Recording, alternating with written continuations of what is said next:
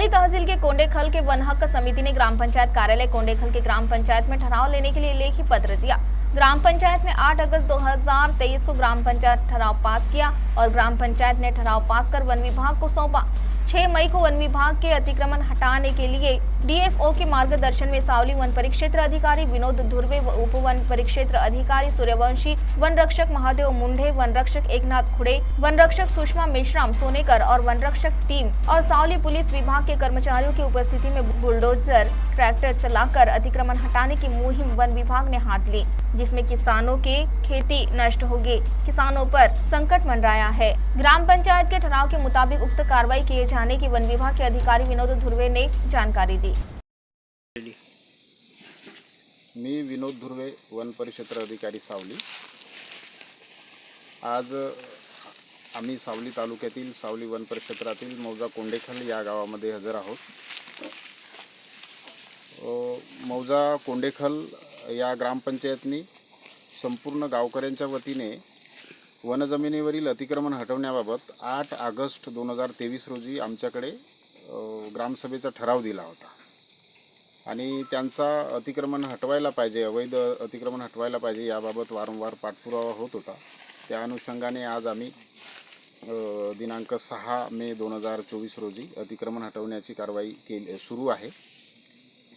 सदर कामी अतिक्रमण हटवण्याच्या या कामासाठी माननीय सरलाताई कोटांगले मॅडम, सरपंच ग्रामपंचायत कोंडेखल, माननीय नरेशजी बावनवाडे, उपसरपंच साहेब ग्रामपंचायत कोंडेखल आणि आमचे कुमदेवजी सहारे साहेब, अध्यक्ष संयुक्त वन व्यवस्थापन समिती कोंडेखल यांच्या मदतीने, यांच्या सहकार्याने, सोबतच संपूर्ण गावकऱ्यांच्या सहकार्याने आणि तसेच आम्हाला पोलीस विभागाचं सुद्धा चांगलं सहकार्य लाभलेलं आहे।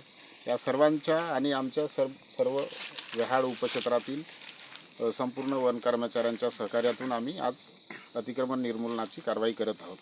त्या कारवाई दरम्यान ज्यांना वन हक्काचे पक्के पट्टे मिळालेले आहेत, ज्यांनी वन हक्कासाठी दावा सादर केलेला आहे आणि दावा प्रलंबित आहे, शासन स्तरावर प्रलंबित आहे, ते सुद्धा आम्ही शिल्लक ठेवून जे इल्लीगल आहे किंवा ज्यांना पट्टे मिळाले आहे, 2 एकरचा पट्टा मिळाला आहे पण त्यांच्या ताब्यात 5 एकर आहे, असे काही अवैध अतिक्रमण आहेत ते आम्ही हटवण्यावर म्हणजे कारवाई करत आहे।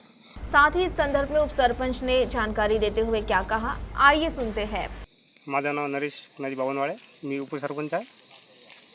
तसा वन समितीने आम्हाला एक पत्र पाठवला की आम्हाला ग्रामसभा घ्यायची आहे म्हणून, की अतिक्रमण हटवण्यामध्ये काही लोकांनी मुजोरी केली आणि मुजोरीने ते अतिक्रमण वाढवत गेले।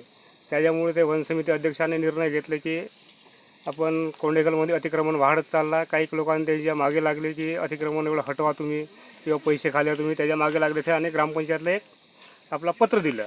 आम्ही ग्रामपंचायतला एक नंतर आम्ही नोटीस चिपकवून एक ग्रामसभा लावली त्या अतिक्रमण हटवण्याबद्दल। 40-50 लोकांचं आहे।